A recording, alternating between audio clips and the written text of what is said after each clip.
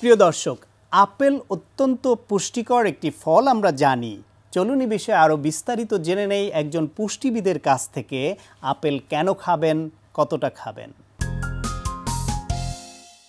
Apple একটি দৃষ্টিনন্দন এবং আমাদের দেশে খুব পরিচিত একটি ফল, যে ফলটি বাচ্চা থেকে শুরু করে বড়রা সবাই খুব পছন্দ করে। তবে জেনে নিতে হবে আপেলের পুষ্টি গুণাগুণ, যা আমাদের শরীরের খুবই কাজে লাগে। একটা ফল বা যে কোনো খাবার আমরা যখন জেনে খাবো, তখন সেটা খাওয়ার প্রতি আগ্রহটা অনেকাংশে কিন্তু বেড়ে যায়। আমরা আসছি আপেলের উপকারী অংশে। আপেলে পেকটিন নামক একটি অ্যাডিকুয়েট ওয়াটার সলিউবল ফাইবার থাকে, যেটা আমাদের শরীরে খুব উপকারে আসে। আমরা জানি যে আমাদের যে আঁশ থাকে শরীরে, সেটা হজমে সহায়তা করার পাশাপাশি বাওয়েল মুভমেন্টটাকে খুব বেশি সহায়তা করে এবং এটা কিন্তু আমাদের গুড কোলেস্ট্রলটাকে বাড়িয়ে দেয়। আমাদের শরীরের যে হাইপারটেনশনের প্রবলেম থাকে সেটাও কিন্তু অনেকাংশে রিডিউস করে। পাশাপাশি আমাদের খেয়াল রাখতে হবে যে এই আঁশ কিন্তু খুব পরিমাণে বেশি খাওয়া যাবে না।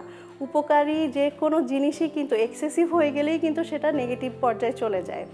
সেকেন্ড হচ্ছে গিয়ে এটা ভিটামিন সি এ ভরপুর একটি ফল। ভিটামিন সি কিন্তু অ্যান্টিঅক্সিডেন্ট, যেটা হচ্ছে আমাদের শরীরে প্রতিনিয়ত কিন্তু ফ্রি রেডিকেলস তৈরি হয়। এই রেডিকেলসগুলো আমাদের বিভিন্ন ধরনের অসুখ হতে সাহায্য করে, এমনকি ক্যান্সারেও বাসা বাঁধে আমাদের শরীরে এই ফ্রি রেডিকেলসের কারণেই। তো আপেলে যে ভিটামিন সিটা থাকে, সেটা হচ্ছে আমাদের এই ফ্রি রেডিকেলসটা দূর করে আমাদেরকে সতেজ এবং সুস্থ থাকতে সাহায্য করে। তবে খেয়াল রাখতে হবে, আপেলের উপকারের পাশাপাশি অপকারিতাও কিন্তু কিছু আছে। খুব বেশি পরিমাণ আপেল কিন্তু কখনোই খাওয়া যাবে না।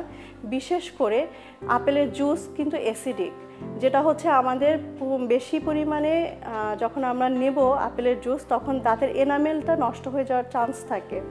আরেকটা হচ্ছে গিয়ে আপেল অ্যাসিডিক হওয়ার কারণে আমাদের যাদের গ্যাস্ট্রাইটিসের প্রবলেম থাকে তাদের কিন্তু পেটে গ্যাস হবে এবং একটু ব্লটিং ভাব হবে, অস্বস্তি হতে পারে, বুকে চাপচাপ ব্যথাও হতে পারে।